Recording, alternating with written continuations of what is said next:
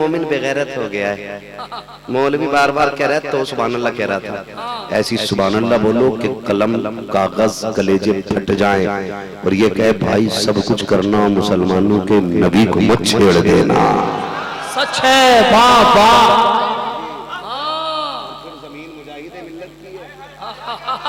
क्या क्या तो बेटे पैदा ही शेर होने चाहिए, या बनाए नहीं जाने चाहिए, यहाँ पैदा ही शेर होने चाहिए। इसलिए कि मुजाहिद उसको कहा जाता जिसने इश्क रसूल में जेलें काटी हैं। सच। हाँ, और लेकिन बताएं इश्क रसूल ने भी कमाल करके दिखा दिया। जो जेल के अंदर होता था वही बाहर दिखता था। बता दिया कोई जेल ऐसी बनी ही नहीं जो आशिकों की दीवारें रोक सके। तो फिर डरना किस बात का? फिर बोलने ना जरा या रसूल अल्लाह। मैं समझाने लगा हूं थोड़ा सा आपको, मैं समझाने लगा हूं कि हुजूर आए तो बेटियां बच गई। अब के जिस पे झंडा ना लगा हो ना उस छत पे भी झंडा होना चाहिए, जरूर होना चाहिए।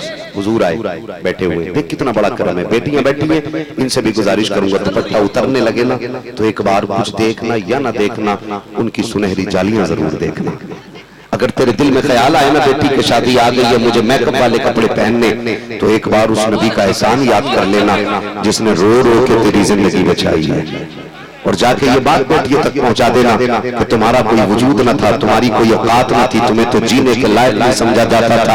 पैदा तो औरत होती थी लेकिन उसको इंसानों से माना नहीं जाता था। ये इंसान को पैदा करती, इंसान को पालती, इंसान को दूध पिलाती, लेकिन इसको इंसानों में शुमार ही नहीं किया जाता था। इसको सिर्फ इंसान का खिलौना समझा जाता था। अगर आज तो दिलों की धड़कन, घरों की रौनक और सरों का ताज बन गई है ना तो ये किसी और का सदका नहीं, ज़हरा के बाबा का सदका है। ये सारा ज़हरा के बाबा का सदका है। मैं बताने लगा हूं हुजूर ने कितनी इज्जत बख्शी है। हुजूर बैठे हुए, एक बड़े खूबसूरत साहबी गुजर के जाने, अभी ईमान नहीं लाए।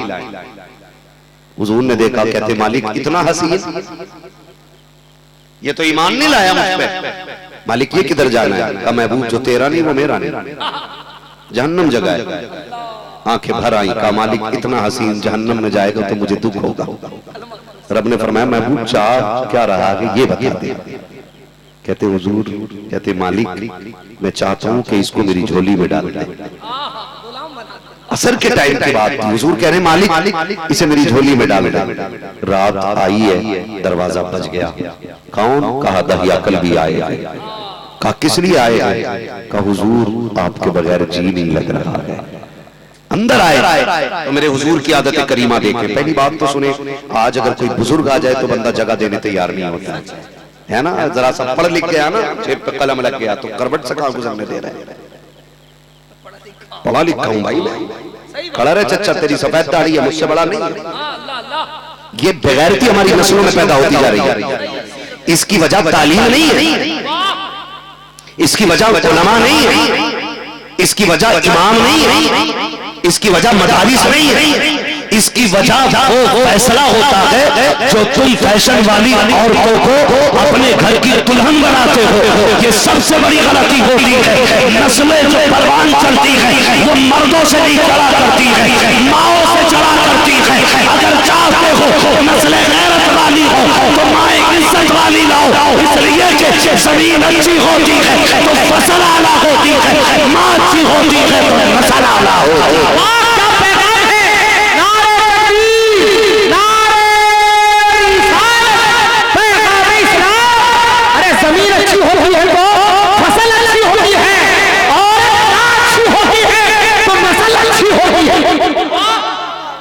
ये पहला इंतखाब दुरुस्त करना है आपको, ताकि आपके बच्चे बड़ों का एहतराम करें, ताकि आपके बच्चे बड़ों की कदर करें, ताकि आपके बच्चों में बड़ों का एहसास, उनकी बुजुर्गी का ख्याल उनके अंदर रहना चाहिए। देख मेरे नबी का किरदार, कायनात में कौन है जो मेरे नबी से बड़ा हो? है कोई मेरे नबी से बड़ा? है मेरे हुजूर के चचा हजरत अब्बास। किसी ने पूछा अब्बास तुम बड़े हो क्या हुजूर? हाँ तुम बड़े हो रहे हुजूर? फरमाने लगे बड़े तो हुजूर ही हैं लेकिन मैं दुनिया में उनसे पहले आ गया था। बड़े तो हुजूर क्या बात? किसी ने पूछा बड़ा कौन है, कहते हैं बड़े तो हुजूर ही है, लेकिन मैं हुजूर से पहले दुनिया में आ गया। क्या ये है अदब, लिहाज और शरीफों की शराफत। सच सच इसे कहते हैं शरीफों की शराफत अदब इसी को कहते हैं। और इसे कहते हैं अदब। आज बड़ा बूढ़ा आ जाए, अगर जेब पे कलम लगा देना तो बेटा बाप के लिए जगह छोड़ने तैयार नहीं। मास्टर की कुर्सी में बैठा है तो बाप नीचे खड़े होकर यूं बेटे से बात कर रहा है। IAS IPS बन गया है तो बाप के लिए कुर्सी नहीं छोड़ रहा है। क्या फायदा ऐसी तालीम का जो बाप आदम न सिखा सके।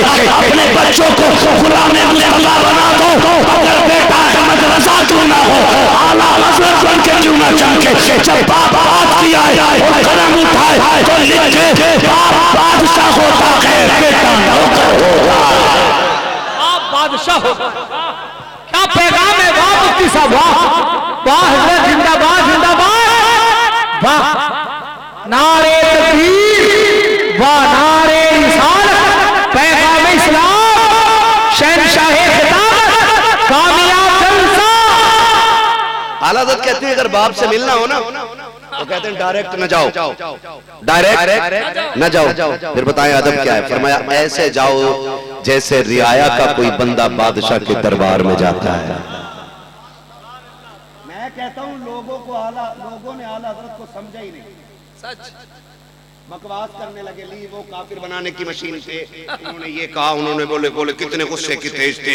किल के रजा है खंजरे खूंखार बरकबार, आदा से कह दो खैर मनाए नशर करे। मैंने कहा तुझे इसमें खसाबी दिख रही है, इसमें इश्क रसूल है। सीधी बात, इसमें खसाबी नहीं, इसमें इश्क रसूल है। हाँ मेरा इमाम तो इतना सूफी, इतना सूफी, इतना सूफी, इतना सूफी, इतना सूफी जो उसकी दरसगाह में बैठा वो भी सूफी हो गया है। आज लोग तस्वीरें लेके सूफी नहीं बना पाते और मेरा इमाम तो नजरें डाल के सूफी बना देता है। कितनी प्यारी बात की उन्होंने कहा, सोना जंगल। हाय हाय हाय हाय हाय, सलामत रहो मेरे बच्चों, सलामत रहो। अल्लाह तुम्हारे माँ बाप को सलामत रखे। तुम्हारी अदाएं बता रही है कि माँ बाप ने तुम्हें पाला ही हुजूर के लिए है। अल्लाह सलामत रखे, खुदा सलामत रखे। हाँ कितना छोटा बच्चा है, खड़ा हो ना बेटे, जल्दी खड़ा हो, खड़ो उधर मुंह कर, इधर दिख रहा है कुर्सी वालों तुम्हें ये? क्या बात, अरे दिख रहा है ये? अरे दिखाई दे रहा आंखों से। हाँ तो बोलो ना फिर। है ना, देख लिया बच्चा कितने साल का होगा? बोलिए 7-8 साल का। ये 10 साल से ऊपर का नहीं है, 7-8 साल का है ना। हमारे यहाँ इतने बड़े बच्चे 8-9 साल के ही होते हैं। ठीक है चलो 10 मान लिया। मुझे जरा सारे अक्लमंद बैठ के बताएं, इस बच्चे को 1:05 पे अपने बिस्तर पे सोता हुआ होना चाहिए था। सच है सच। ये सारे बच्चे जाग रहे हैं। एक वो बच्चा देख रहा हूँ बड़ा छोटा बैठा हुआ है बेचारा, बड़ी गौर से मुझे देख के सुन रहा है। मैं पूछूं आपसे ये बच्चे क्यों बैठे? कमेटी वाले क्या बाद में 500-500 रुपए बांटेंगे इन्हें? नहीं 1-1 किलो बिरयानी नहीं, मीठे का 1-1 किलो का डब्बा नहीं नहीं ना, फिर क्यों बैठे?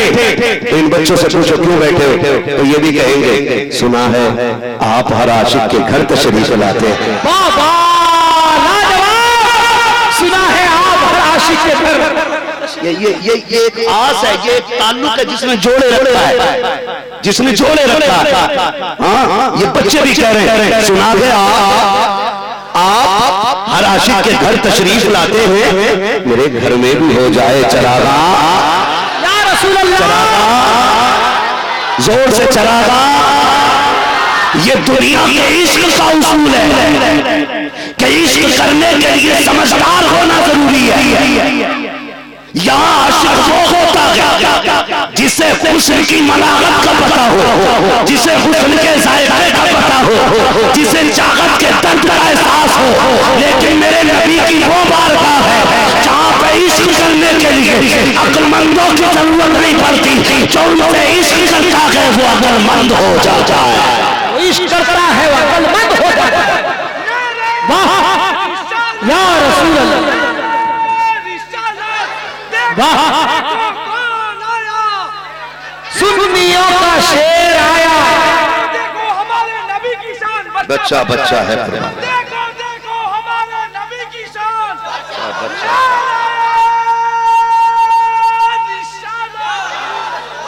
वाह वाह, तवज्जो है सारे लोगों की। अल्लाह इन बच्चों के माँ बाप को सलामत रखे। आमीन। इन बच्चों के माँ बाप को सलामत रखे। मेरे बच्चों बैठे हो ना जलसे में। अच्छा, कुछ लोग कहते हैं पहला सवाल लोगों का क्या होता है, मेरा बड़ा मूड खराब होता, मैं इसलिए बिहार, बंगाल, उड़ीसा जलसों में जाना ही नहीं चाहता हूँ। पूछो साबिर से, साल भर से ज्यादा हो गया, मैं निकलता ही नहीं। क्योंकि इन जलसों में अक्सर लोग क्या करते हैं ना, अक्सर लोग ये करते हैं कि जलसों को बेमकसद बना के रख देते हैं। मैं वजह, ये बच्चों ने जलसा सजाया होगा, गारंटी के साथ कह रहा हूँ, इस छोटी सी बस्ती में भी ना कुछ ऐसे ऐसे गुण होंगे, हाँ, कि जो ये कहते होंगे क्या फायदा जलसा हो, क्या फायदा, ऐसे क्या करोगे जलसा करके, क्या करोगे जलसा करके, ये सवाल होता है। मुझे जरा बता दें, यहाँ इतने बड़े मजमे में हाथ उठा के बताएं कितने लोगों ने सवाने आला हजरत पढ़ी है? पढ़ी है? इस दौर में भी आप गूंगे बहरे बन के बैठे हैं। अब तो तालीम का दौर है, बोल सकते, मेरी भाषा समझ रहे ना आप, मेरी जबान समझ पा रहे? कितने लोगों ने सवाने आला हजरत पढ़ी है? नहीं ना। कितने लोगों ने सीरत गौसे आजम पढ़ी है? बताएं। कितने लोगों ने गरीब नवाज की हिस्ट्री पढ़ी है? और मुझे एक बंदा बता दो जो आला हजरत को न जाना। सब जानते हैं, क्या जुमले हैं, अच्छा है। एक बंदा बता दो जो गौसे पाक को न जाना। सब जानते हैं, सब।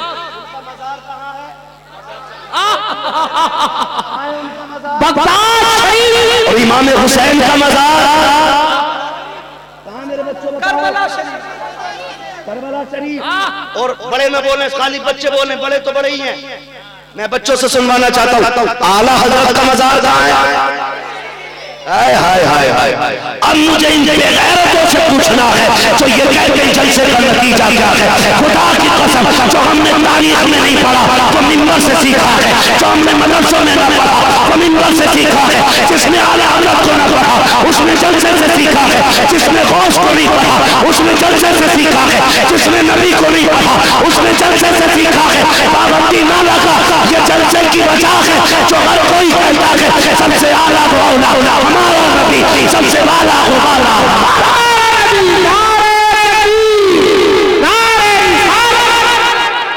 वाह, अरे क्या नुक्ता है, बहुत अच्छा नुक्ता। बच्चा बच्चा है कुर्बान।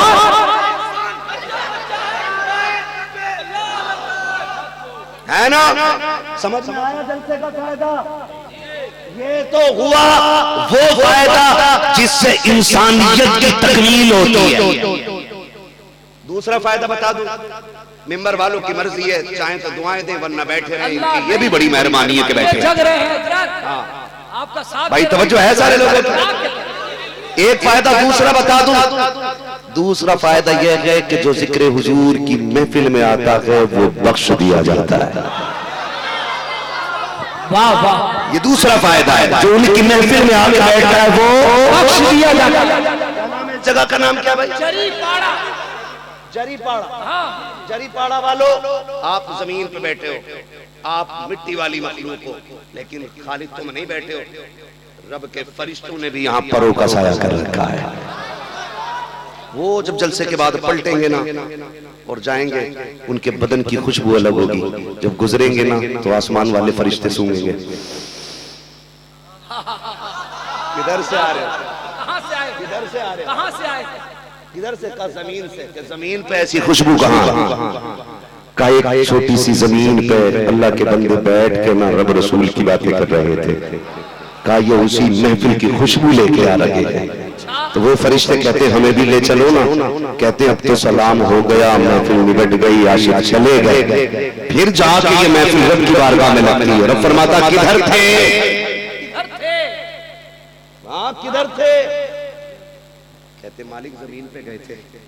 क्या हो रहा था जमीन पे? कहा तेरे बंदे तेरा जिक्र कर रहे थे। क्या कह रहे थे? कहा तुझे करीम कह रहे थे, तेरी जन्नत की बातें थी मालिक, वो तेरी जन्नत की बातें कर रहे थे और तेरी दोज़ख का खौफ उनके अंदर था। रब फरमाता अच्छा बताओ क्या उन्होंने मेरी जन्नत देखी है? नहीं। दोज़ख का नहीं। अब पता कैसे चला? का तेरे महबूब ने बता दिया है, तेरे महबूब ने बताया।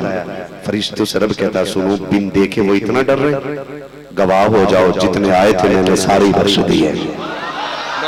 बात ही खत्म हो। का जितने आए सारे बख्श दिए। एक फरिश्ता कहता मालिक एक बंदा तो काम से जा रहा था, खाली ये देखने बैठ गया कि अख्तर रजा की शायरी हो कैसी रही है। नदीम रजा ने क्या शेर पढ़ दिया, पूरी महफिल खड़ी हो गई। का मालिक वो थोड़ी देर बैठा और चल दिया। अल्लाह फरमाता मैंने वो भी बख्श दिया है। का मालिक वो तो तेरे महबूब की महफिल में आया ही नहीं था। रब फरमाता चुप हो जाओ, मैं उसकी नीयत को देखूं या महबूब की निस्बत को दे। लाजवाब क्या बात है, वाह सुभान अल्लाह। नारे तकबीर, नारे रिसालत, इश्क मोहब्बत, इश्क मोहब्बत, सीरत मुस्तफा, महफिल मुस्तफा, शहंशाह खिताब। अल्लाह सलामत रखे। वाह ये दूसरा फायदा है, ये दूसरा फायदा। और मैं सलाम करूंगा इन बच्चों के माँ बाप को। और जिनके बच्चे नहीं आए ना, अगले जलसों में सबके बच्चे आने चाहिए। क्यों कह रहा हूं मालूम है? क्यों कह रहा हूं? इसलिए कह रहा हूं कि ये इस जलसे में आए हैं, हमें तुम्हें हमेशा तो रहना नहीं है, एक मुकर्रर वक्त जी करके मर जाना है। इन बच्चों को जलसे में लाया करो, क्योंकि हमारे बाद जलसों की सदारत इन्हीं बच्चों को करनी है। और याद रखिएगा फिर फितने और बढ़ेंगे और इन बच्चों से पूछा जाएगा मिलाद शुरू कर दिया तुमने, ये बिदअत है। कहेंगे थप्पड़ मार के बच्चे कहेंगे मुंह बंद कर, मिलाद बिदअत नहीं तू बिदअत है। इसलिए कि जब हम छोटे थे तो अब्बा के साथ मिलाद के जलसों में जाया करते थे।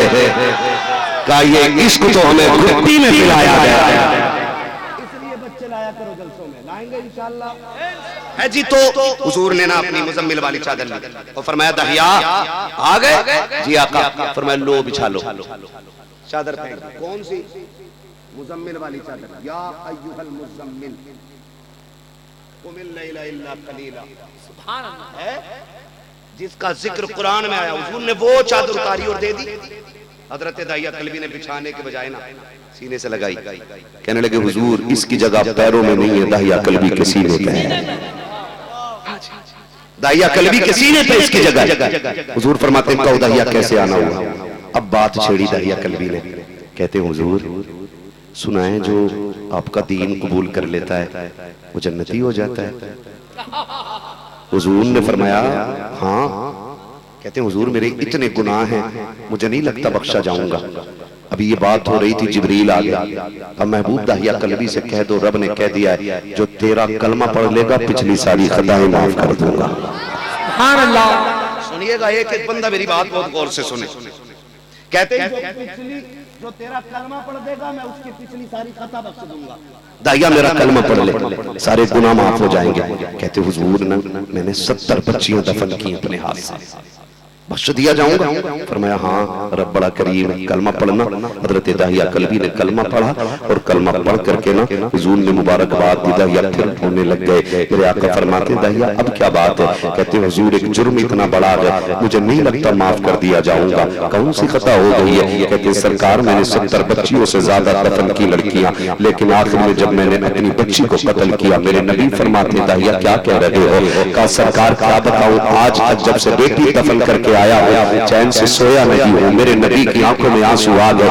भैया क्या कहना चाहते हो? कहा सरकार किस्सा बड़ा दर्दनाक है आका मैं बयान नहीं कर पाऊंगा। मेरे नबी ने फरमाया बता दाहिया बच्ची के साथ क्या किया था? कहते सरकार क्या बताऊं मैं परदेश जा रहा था, मेरी बीवी उम्मीद से थी सरकार। मैंने बीवी से कहा था बेटा पैदा हो तो हसरतों से पाल लेना, अगर बेटी पैदा हो जाए तो कत्ल कर देना। कहा सरकार बेटी पैदा हुई, मेरी बीवी ने मुझसे राज बना के रखा। कहा 6 साल तक आता जाता रहा, मुझे बच्ची का पता न चला।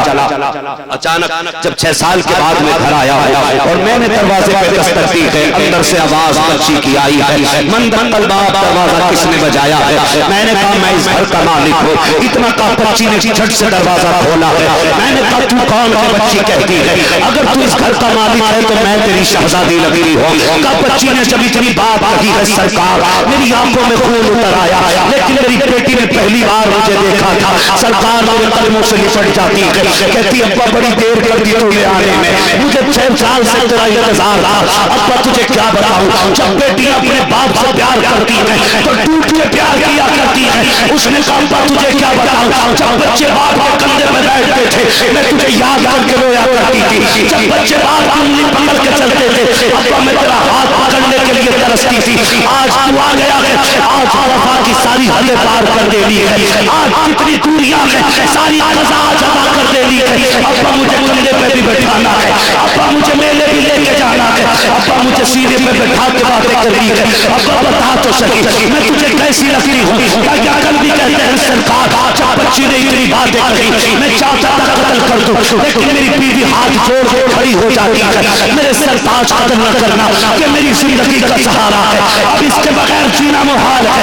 का बीवी ने जब इतना कहा मेरे हाथ रुक गए, लेकिन गुस्सा कम नहीं हुआ। सरकार मैं तो जानता ही ना था बेटी क्या होती है। आकर जब मैं बिस्तर पे लेटा हूँ मेरी बेटी तोड़ करके आई है, मेरे बालों में हाथ डाल रही है, कभी माथा चूम रही है। सरकार मुझे बच्ची से नफरत थी, मैंने सोचा इससे पीछा कैसे छुड़ेगा। कहते मैं बच्ची की सलाह पे कुर्बान जाऊं। सरकार मैंने आंखें बंद की इस तरह से कि जैसे मैं सो गया हूँ, तब मेरी बेटी ने आहिस्ता से चादर पकड़ी है और मेरे चेहरे पे डाली है, मेरा माथा चूम के बेटी चली जाती है। कब सरकार बेटी बिस्तर पे जाके सो गई, अभी जैसी सूरज नमूदार हो रहा है सरकार मैं नहीं उठा था कि मेरी बेटी उठ के आ गई है। कभी गले में हाथ डाल के कहती थी अब्बा उठ जा, कभी माथा चूम के कहती थी अब्बा उठ जा, कभी सुल्तान को प्यार करती थी, कभी मुस्तान को चूमती थी। अब्बा तुझे क्या बताऊं, आका तुझे क्या बताऊं, मेरी बेटी की अदाएं ऐसी थी। सरकार मुझे मोहब्बत होने लगी, उसकी मोहब्बत में चढ़ा कर गई। सरकार में बेटी के लिए जीने लगा, बेटी मेरे लिए जीने लगी। एक दिन मैं बाजार में था, मेरी कौम के बंदे ने ताना दिया कितना बेगैरत है दहिया, अपनी बेटियों को कत्ल करके हमारी बेटियां कत्ल करके अपनी कपाल लगा के। सरकार ये बात बुरी लग गई, मैंने फैसला कर लिया कि बेटी को जिंदा नहीं रखना है। आका मैं घर आया, मैंने देखा मेरी बेटी बीवी के आंचल तले सो रही है। सरकार मैंने बच्ची को उठाया, आप पे भरोसा करती थी इसलिए सवाल मेरी बेटी ने नहीं किया। रात के सन्नाटे में अंधेरे में उंगली पकड़ के चलती रही। सरकार जंगल जंगल चलता रहा, मैं बेटी को लेकर निकला। जब उजाला होने लगा मेरी बच्ची ने देखा मेरे पैर में जख्म बना और खून बहने लगा। मेरी बेटी कहती है भाई खून कैसा है? मैंने कहा बेटी जख्म बन गया है। फिर मेरी बेटी ने कहा था अब्बा बता तो सही कहाँ जा रहे हैं जो इतना खून बहा के जा रहे हो? मैंने कहा बेटी दावत में जा रहे हैं। कहते हैं सरकार कुर्बान जाऊं बेटी के लहजे में। उसने कहा था अब्बा जो दावत तेरा खून बहा के मिले हमें वो लुटने का वारा नहीं है। बाबा लोग लिए हम वाकई कर लेंगे, मेरे पैर का लहू का वारा नहीं है। सरकार ये बच्ची के लहजे का प्यार था, लेकिन क्या बताऊं मेरी दिमाग के बंद हो चुकी थी। मैं बेटी को लेकर के उस सलीम में आया, जहाँ पे रेत थी उजाला फैलने लगा। मैंने बेटी को बिठाया और पौधा खोदना शुरू किया। सरकार पसीना आता, मेरी बेटी तोड़ के आती, मेरा पसीना साफ करती। मेरी बच्ची को मालूम न था ये खेल नहीं है, बच्ची की कब्र तैयार हो रही है। कब सरकार में थकने लगा, मेरी बेटी ने हाथ पकड़ के कहा था अब्बा कुछ देर आराम कर ले, तेरी बेटी है तेरा साथ देने के लिए। कब सरकार बेटी ने मुझे बैठाया और मेरी बेटी मिट्टी हटा दी जा रही है। मैं करीब जाकर कहता हूँ बेटी अब तू हट जा, मैं मिट्टी हटा देता हूँ। थक गई होगी मेरी बच्ची ने तारीफ साथ चला रहा था। उसने कहा था अब्बा जिन बेटियों के सर पे पापा साया होता है वो बेटियां भी थका नहीं करती है। अब्बा मैं जितनी थक जाऊं तुझे देख लेती हूँ कलेजा ठंडा हो जाता। अल्लाह अकबर। दाया कल भी कहते सरकार मेरी बच्ची ने जब ये बात कही ना मेरे हाथ रुके, लेकिन गैरत ने फिर भी रुकने नहीं दी। सरकार मैं मिट्टी निकालने लगा, मैं मिट्टी निकाल के तैयार कर चुका। सरकार मेरी बेटी आ रही, अब्बा कितना और गड्ढा करोगे, अब्बा कितना और गड्ढा करोगे? मैं देख चुका था गड्ढा हो गया है, बेटी छोटी है, कद छोटा है, गड्ढा बड़ा है। सरकार मैंने बेटी को बुलाया, इधर आना। जरा देखना कितना गहरा है। सरकार किनारे पे आई, मैंने धक्का दिया, बेटी गड्ढे में गिरी। कहती कुर्बान जाऊं उसके रिश्ते पे। वो गिर के भी उठ के मुस्कुरा रही थी। सरकार मैंने ना मिट्टी डालना शुरू की। बेटी कहती है अब्बा क्या कर रहे हो? खेल रहे हैं अब्बा। चल बहुत दिन हो गए तेरे बगैर खेली भी ना थी ना, आज अब्बा खेलना है ना, डाल मिट्टी। कहते सरकार मैं मिट्टी डालता रहा और मिट्टी पड़ते पड़ते जब बच्ची के कमर तक आई ना, कहती अब्बा बस करना, बहुत दब गई हूँ। कहते सरकार मेरे हाथ न रुके। कहते जब मिट्टी पड़ के सीने तक आ गई ना, मेरी बच्ची ने यूं मुंह उठा के कहा अब्बा बता तेरी मर्जी क्या है। कहते सरकार मेरी बच्ची मुझसे पूछ रही थी अब्बा नियत ठीक है ना, नियत ठीक है ना। कहते या रसूल अल्लाह क्या बताऊं, ज़बान कांप गई। मेरे नबी इतना रो रहे हैं कि दाढ़ी तर हो गई है। हजरत उमर कह रहे हैं दहिया बस कर दे, देख मस्जिद की दीवारों से पानी निकल रहा है, देख नबी के साथ जमीन रोने लग गई है, दहिया बस कर। हुजूर कहते हैं उमर चुप हो जा, दहिया बता उस बेटी की कहानी बता, फिर क्या किया तूने। दहिया कहते हुजूर हिम्मत नहीं हो रही, का बता ना क्या किया। कहते सरकार जब मिट्टी सीने तक आई बच्ची ने, मैंने मिट्टी डाली ना, मेरी बच्ची ने मेरी तरफ देख के कहा अब्बा तू बाप है मेरा, मालिक है, मैं रोकती नहीं, मगर ये बता मुझे मार क्यों रहा। कहते सरकार मेरी बेटी ने इतना कहा ना, बस मैंने कोई जवाब न दिया। उसने फिर कहा अब्बा क्या मैं तुझे अच्छी नहीं लगी, क्या मेरा चेहरा तुझे पसंद नहीं आया, अब्बा तुझे ये डर है ना मैं खिलौने मांगती रह गई। कहती है हुजूर, कहते हुजूर मेरी बेटी मुझसे कह रही थी अब्बा अगर तुझे खिलौनों का डर है ना तो कसम है पैदा करने वाले की, मुझे निकाल ले, मैं तुझसे कभी 1 रुपए का सवाल नहीं करूंगी। मेरी बेटी हुजूर मुझसे कह रही थी अब्बा अगर तुझे लगता है मैं बोझ हुआ तो अब्बा मैं पूरी जिंदगी फाके से काट लूंगी, लेकिन मुझे निकाल ले, मेरे बगैर मेरी माँ नहीं रह पाएगी, तुझे क्या पता अब्बा मुझे निकाल ले। कहते हुजूर फिर जो बच्ची ने आखिरी जुमले कहे थे, उसने कहा था अब्बा एक बात बता क्या मेरी सूरत अच्छी नहीं लगी, अगर तुझे मेरी सूरत से नफरत है ना तो वादा करती हूँ किसी गरीब की झोंपड़ी में जिंदगी गुजार लूंगी, कभी तेरे सामने नहीं आऊंगी, निकाल ले यहाँ से। कहते सरकार बेटी कहती रहेगी मैंने एक ना सुनी, आखिरी जुमला मेरी बेटी ने कहा था बाप कत्ल कर रहा है चल तेरी मर्जी है, लेकिन कत्ल करते करते ये तो बता तेरी बेटी का कसूर क्या है, मैंने तेरा बिगाड़ा क्या है। सरकार मेरी बेटी कहती रह गई मैंने कुछ ना सुना, मिट्टी डालता रहा, जब बच्ची के गले तले मिट्टी आ गई मेरी बेटी के हाथ उठे हैं, कह रही थी अब्बा बस कर दे, हाथ यहीं रहते हैं। कहते सरकार मैंने बेटी को देखा, उसकी आंखें जब निकल रही थी मेरे दिल के अंदर उसका प्यार चरचरनाइयां लेने लगा, मुझे लगा कि बेटी को जल्दी से चुप कर देना चाहिए। कहते सरकार मैं पत्थर उठाने के लिए गया, मैंने देखा मेरी बच्ची ने निगाह आसमान की तरफ उठा रखी है और हाथ उठा के कुछ कह रही थी, मुझे डर लगा कि बददुआ तो नहीं कर रही है। कल सरकार जब मैंने कान लगाए मेरी बच्ची क्या कह रही है, तो मेरी बच्ची शिकायत कर रही थी, रब से कह रही थी ए मेरे परवरदिगार बना तो सही, अगर बेटियों को जीने का हक नहीं है तो फिर इन्हें पैदा क्यों कर रहा है, और अगर पैदा किया है तो बताइए ये तक मानी जाती रहेगी। कल सरकार मेरी बेटी रो के कह रही थी सुना के कोई आएगा जो बेटियों को बचाएगा, कोई आएगा जो बेटियों का सहारा बनेगा, ओ कायनात के मालिक ये तो बता दे बेटियों को बचाने वाला आएगा, मालिक भेज के बड़ी देर हो गई है, बेटियां मर चली गई, जब जमी बात होगी ताजाजल भी कहते हैं सरकार मैंने पत्थर उठाया है और बेटी के सर पे दे मारा है, का खून का गुब्बारा फूटा और वो खून मेरे दामन से लगा, सरकार सो जाता हूँ मेरी बेटी दामन पकड़ के आज भी कहती है अब्बा बता मेरा कसूर क्या है, सरकार की चीख निकल जाती है, कहते था क्या कर भी इन सब बेटी की बातें बता दे जो जाते जाते मोहम्मद को आवाजें देती गई है, इन सब बेटी की कहानी सुना जो जाते जाते मुझे आवाज दे गई है, आकाश को आवाज दी कहा उसी बच्ची की सजा पे लबैक करके 12 रबीउल अव्वल मैं आमिना के आंगन में चल बदर हुआ और ये ऐलान कराया बेटियों को बता दो अब बेटियां मानी नहीं जाएंगी, इसलिए कि बचाने वाला आमिना का लाला है।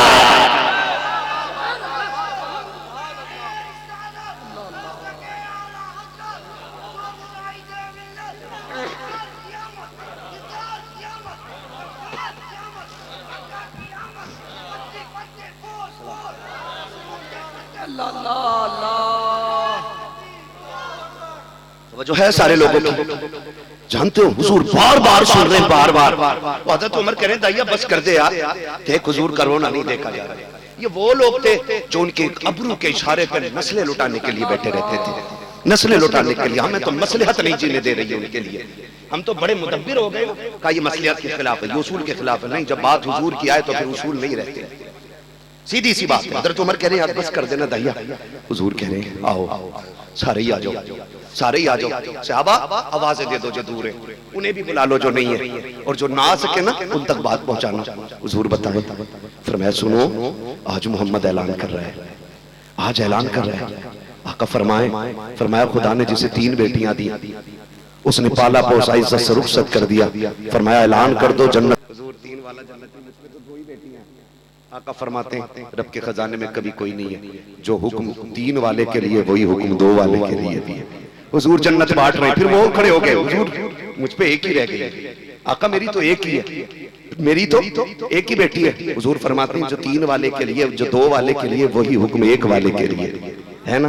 वो तो निहायत सस्ता सौदा बेच रहे हैं जन्नत का, हम मुफलिस का मोल चुकाएं, अपना हाथ ही खाली है। और आता है फकीरों पे उन्हें प्यार कुछ ऐसा, खुद भीख दे और खुद कहे मंगते का भला हो। मंगता तो है मंगता कोई शाहों में दिखा दो, जिसको मेरे सरकार से टुकड़ा खड़ा हुआ जिस पे बेटी नहीं थी। हुजूर मेरे पे बेटी कोई नहीं। हुजूर ने देखा, फरमाया तमन्ना तो है ना बेटी की? जी हुजूर। फरमाया बेटी ना हो, बेटी की तमन्ना लेके मर जाना, मैं हाथ पकड़ के जन्नत में दाखिल करूंगा। वाह क्या पैगाम। बेटियों को कौन दे रहा है? ये इज्जतें बेटियों को मेरा नबी देगा। हाँ, इसलिए मैं कहता हूँ बेटे भले झंडा बाद में लगाएं, बेटियां पहले ऐलान करें कि मेरा नबी आ गया, मेरा नबी आ गया। बेटियों का हक, ये पहले बेटियों को लगाना चाहिए। समझ रहे हैं मेरी? सच